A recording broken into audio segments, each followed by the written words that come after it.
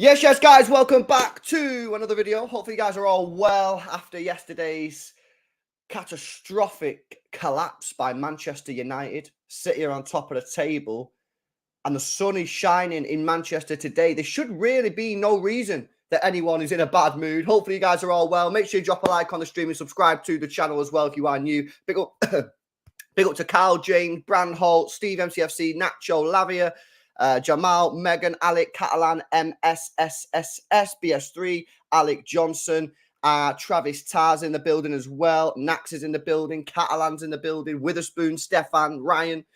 Good to see everyone in. PL, the Slicky. How is everyone doing? Hopefully you guys are all well. I am going live on the Saeed channel at 12 o'clock in 20 minutes. But I just thought I'd come live first here. Just have a bit of a chat about just a little bit about what's going on. Obviously, it's international break now, so everyone's played 4 games, and just to assess where people are. But there's only one place to start this morning, and that is with our rivals. Manchester United are in absolute crisis mode. They are in meltdown, my friends. Not only did they suffer the worst type of possible loss you can get in football, which is to concede late goals, they are now in a public dispute between Erik Ten Hag and Jadon Sancho. Ten Hag calling out Jadon Sancho yesterday after the game, saying he didn't train well enough this week. That's why he wasn't in the squad. And Sancho hits back at Ten Hag and Manchester United and anyone basically who is criticising him with a public, and he's pinned the comment as well. He's pinned his tweet on social media.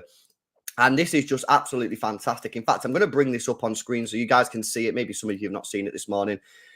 So basically, just to reiterate, if you've not seen, Ten Hag yesterday after the game in the post-match press conference said that Jadon Sancho wasn't in the matchday squad because he didn't train well enough. Jadon Sancho then tweeted this yesterday. He said, "Please don't believe everything you read. I will not allow people saying things that is completely untrue. I conducted myself in training very well this week," which is an interesting sentence. "I believe there are other reasons for this matter that I won't go into. I've been a scapegoat for a long time, which isn't fair. All I want to do is play football with a smile on my face and contribute to my team. I respect all decisions that are made by the coaching staff. I play with fantastic players and grateful to do so, which I know every week is a challenge. I will continue to fight for this badge no matter what." Well, could it get any worse for Manchester United and Erik Ten Hag? I believe that the cracks are starting to appear. I called this out 3 weeks ago when I did a stream on the Football 12th Man podcast, and I said, I don't think Ten Hag is as good as people are making out, and I think there are a number of red flags, to which I was met with a lot of criticism and people saying that I was chatting shit because they won the Carabao Cup and finished in the top 4. However, I just believe now there are things that have happened so far in Erik Ten Hag's tenure at the football club which need to be spoke about and potentially point to a position of, is this guy actually good enough? And I don't know if he is. I'm not saying he isn't or he is good enough, but listen, I'm going to speak the facts here, yeah? United got beat 7-0 last year off Liverpool. 7-0. They got beat 6-3 against Manchester City. Right? They are two of many, many negatives last year. Yes, they got in the top 4, but I'm not being funny. The top 4 race last year wasn't exactly difficult. Liverpool finished 5th, Tottenham collapsed, and Chelsea finished 12th. So whilst I'm not taking that away from them in the sense of you did finish in the top 4, I can also look at the other side of the coin and say, well, yeah, you did finish in the top 4. Congratulations. But you also didn't really have much of a challenge, to be honest with you. They'd obviously got beat in the FA Cup, allowing City to win the first FA Cup final between Manchester clubs in the club's existence over 100 years, and City went on to win the treble. And then this year, you're still not seeing a brand of football. He signed Mount, which isn't looking great at the moment. He signed Anthony last year, which is just a complete flop. And I don't actually think that Erik Ten Hag has dealt with this Sancho situation well. I will give Ten Hag credit for how he dealt with Ronaldo, because I thought the Ronaldo situation was an incredibly difficult situation to deal with. He's one of the greatest footballers of our generation. All United fans love him, and Ten Hag, I felt, dealt with that quite well. I don't think Ten Hag's dealt with this Sancho thing particularly well. I don't think there was a need for Ten Hag yesterday to say what he did. His team has just lost at the Emirates, which is bad enough. But you've also conceded 2 really, really late goals, which has really stung the United fan base, the United as a club, and sort of pegged them back a little bit. And more pressure will now go on to Ten Hag. I think that Ten Hag last night was naive in saying what he said. And I think actually this made it even worse. I think that was a big, big, big mistake from Eric Ten Hag. And he might now, obviously, Sancho has come out and he's said his piece and he's, backed himself and he's not happy with what Ten Hag said. And I just don't think there was a need to do that. And all that is going on now is that United are just in a massive, massive mess. They're in a crisis. They're in a mess. They've got a team which I think has regressed from last year. I think that they will do worse than last year. I think that they will be lucky to finish inside the top 4 or top 5. That the 5th place might save them, but I think they're going to be lucky to finish inside the top 4 or top 5. I think they'll probably get to the last 16 quarterfinals of the Champions League, but they'll be expected to do that anyway. And by the way, getting out of the Champions League group with Bayern Munich and Galatasaray and Copenhagen isn't a foregone conclusion either. And then the domestic cups, just like it was last year, is much down to luck on the draw. If you look at the Carabao Cup draw that they won last year, they had easy games all the way to the final. And the FA Cup, they had easy games all the way to the semi-final against Brighton, which they won on penalties. And then in the final game, they got beat off City. I think that if Ten Hag is not careful, he will find himself absorbing the pressure, which is at the moment going towards the Glazers. And I think people that want Ten Hag to do well, United fans, but I think he's running the risk seriously of absorbing all the pressure because for me, he's making mistakes now. You're still not seeing a proper brand of football on the pitch. It's been over a year. It's been over a year and you're still not seeing a proper Ten Hag, Pep Guardiola style of play on that football pitch, which I think is unacceptable. Unacceptable. They're still not competing at away games. The team just looks dead. They lack creativity. They're still playing counter-attack football. And then he goes and makes a mistake like that last night and saying what he did. I think it was a huge, huge, huge error. I think it's a huge error. And, where are they in the table right now? Let's have a look. They're currently 11th. I think they could be in for a bad season. I've said it from the start of the year. I think they're in for a tough, tough year. They've got Brighton, first game back from the international break. They've got Brighton at home. They've got Bayern Munich away. That could be easily 2 L's, 2 losses. I'm telling you now, I think they're in big trouble. Big trouble. They need to hope and pray that Rasmus Højlund is their saviour and solution. He come on yesterday for 25 minutes. Didn't really do too much, but he looked like he was battling hard, but didn't have any real shots on target other than the sort of one that was really close to Ramsdale. So you can't really judge him on terms of shots and how many goals he's going to score. He looked okay in terms of the physicality side of his game, but I don't think that was ever in question. United need Rasmus Højlund to slam. Otherwise, they are going to be in big, big trouble. They also need Marcus Rashford to score goals and assist because, he had a great year last year.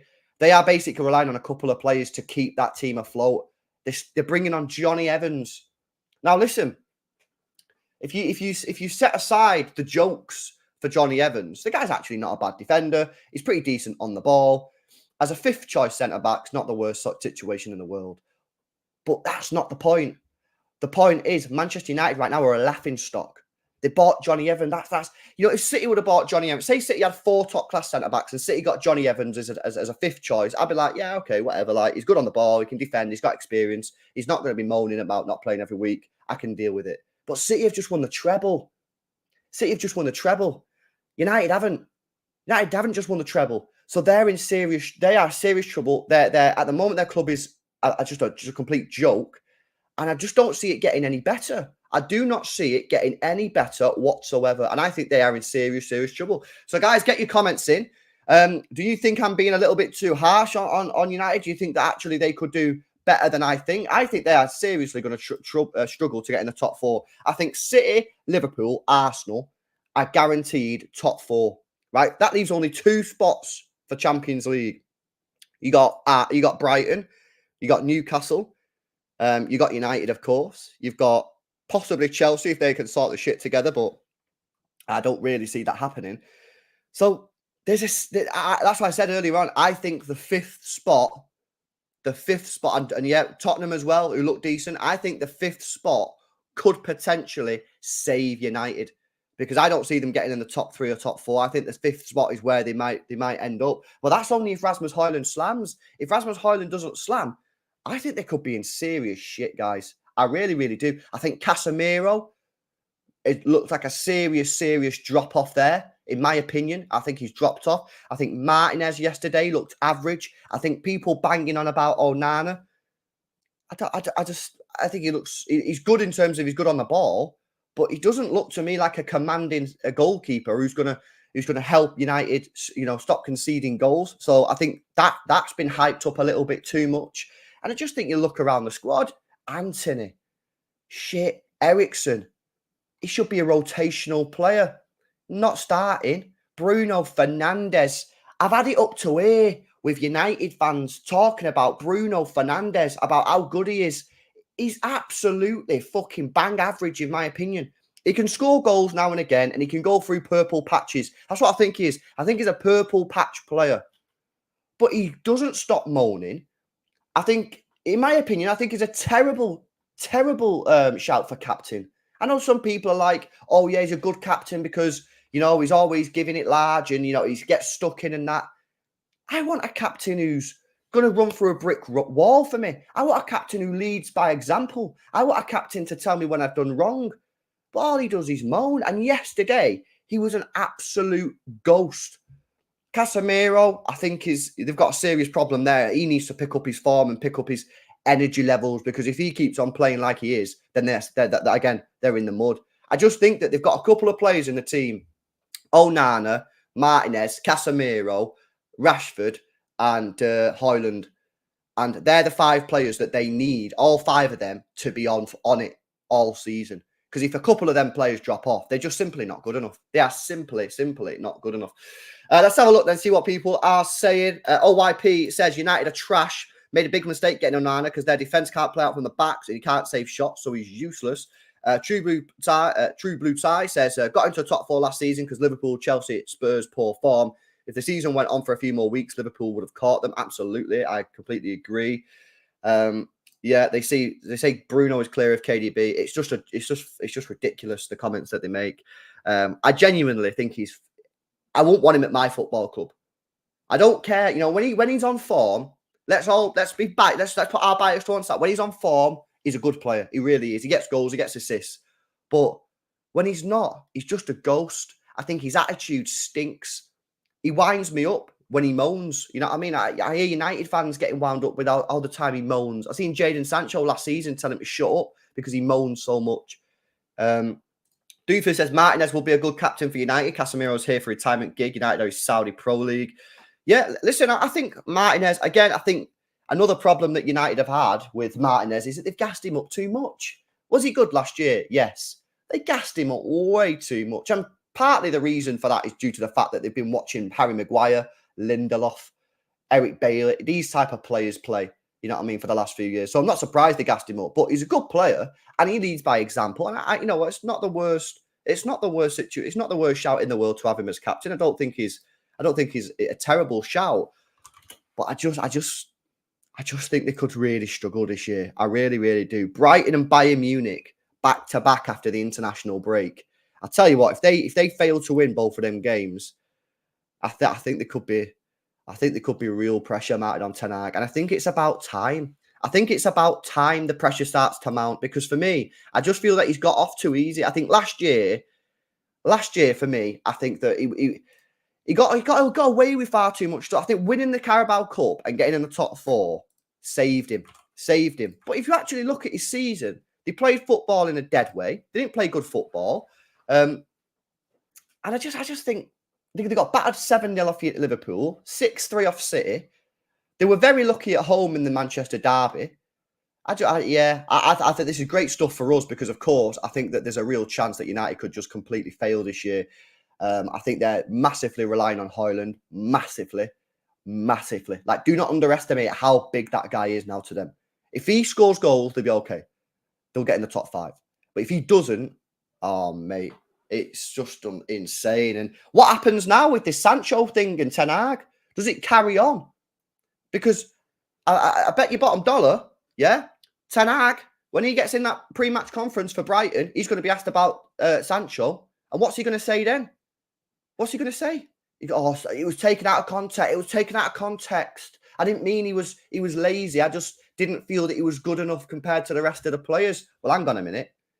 Have a look at some of the players that were on United's bench yesterday. Daniel Gore, Hannibal, Palestri's there as well. I know these are players that United probably rate, but it's not like Jadon Sancho is not as good as them. You know what I'm saying? So I just think Ten Hag has made a big mistake here, saying what he has said about Sancho. I think Sancho himself, to be fair, I don't think it was the best statement, in my opinion. I don't think this is a great statement because I will not allow people saying that this is completely untrue. I will not allow people saying things that are completely untrue. I have conducted myself in training very well this week.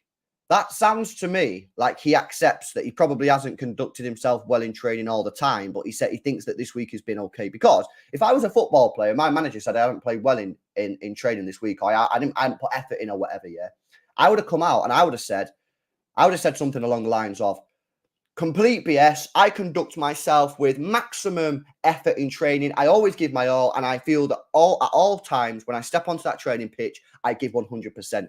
He's not said that. He said, nah, this week I've been fine, mate. I believe there are other reasons for this matter that I won't go into. Well, why are you fucking talking about it then? What are you on about? You can't say shit like... When are United going to realise that they can't say stuff like this? They did it with Mason Greenwood. Oh, Mason Greenwood's innocent and we've got evidence to prove that he's innocent. Well, fucking give us the evidence. Why did they say things that they can no longer prove? They did it with Mason Greenwood, telling us all how he's innocent, he's not done anything wrong, and we have the evidence, but then refuse to give us the evidence or tell us why they believe he's innocent. And then Sancho, while obviously completely different situation, has said, I believe there are other reasons, but I'm not going to tell you the reasons. Well, you know, I just don't think it comes across as a very good statement. I don't think it comes across as a very good statement. Why are you talking about that? So, yeah, I just think they're in a mess at the moment, Man United, and it's very funny. Good to see. I love it. I called it a couple of weeks ago. I was met with criticism, and I'm buzzing that it's looking good. My statement on Man United a couple of weeks ago, and I said this shit. But, yeah, it's an interesting one. Yeah, you know what? This is probably right. Favoritism. The thing is now, what does Sancho do? Because Sancho's career is just stalled, man. It's completely stalled, you know. He slammed it at City, he slammed it at Borussia Dortmund. He's contracted until 2026. So he's got 2.5 years left on his contract in January. He's only 23. He's still got plenty of time to resurrect his career, but he needs to leave United. He will never work at United. It ain't going to work, man. Zeno says, what if this isn't the first time Sancho has done this? Ten Hag has probably been lenient with him. Ten Hag allowed him to go to the mountains to recuperate mid-season last year. Okay, so that, Zeno, is a fantastic question and one that I contemplated when I was thinking about it earlier on. So what Zeno's suggesting here is, okay, you're saying that Ten Hag shouldn't have said what he said, but what about if Ten Hag's already had conversations with Jadon Sancho last week, the week before, last year? Okay, so the point there I'd come back on is timing. Was yesterday the right time to say what he said about Sancho? No, in my opinion. The time to say what you say about Sancho is probably when you win a game, because all the fans are buzzing. The fans are buzzing with Ten Hag. The fans are buzzing with the performance, the 3 points. The person asked Ten Hag about Sancho. Why is Sancho not in the squad today? Disappointing. It's not really working out for Sancho at the moment. He's not performing at the levels that I expect. And then what you say something like, as you can see from today's performance, it was a great performance, a great win. Any player that comes into the matchday squad, I need to be performing at that level. Otherwise, they can't be at the squad. And then all of a sudden, the fans are like, boom, yeah, you can't come in the squad unless you're performing at this level.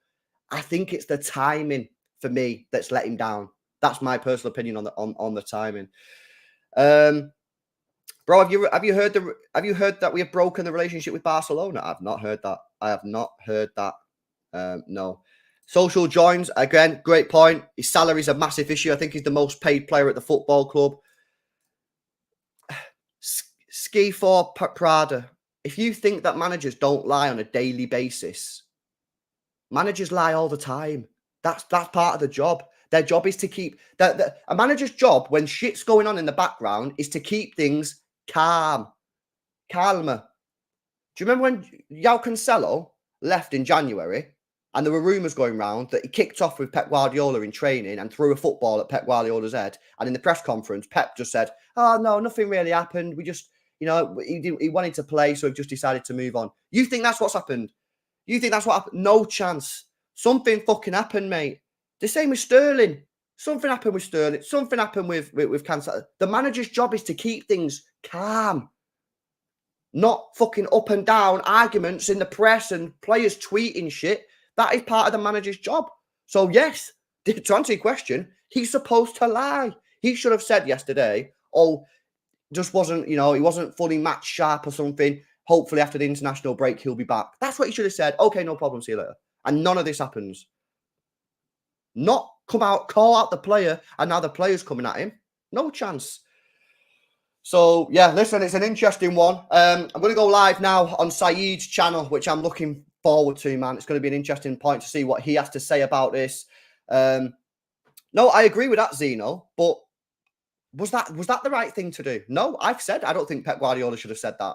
So I don't think he should have said that. I don't think managers should do it. I think managers have to try and keep it calm. Now, luckily for us, Phillips wasn't really in the situation that he could say anything anyway, because he probably was overweight, right? But if a manager comes out and speaks up against a player, difficult situation. Right, going over to Saeed TV. Don't go anywhere. The stream will automatically redirect you to the channel. It's going to be a big show, so make sure you join us, and I'll catch you in a bit. Don't go anywhere. Stream will redirect you.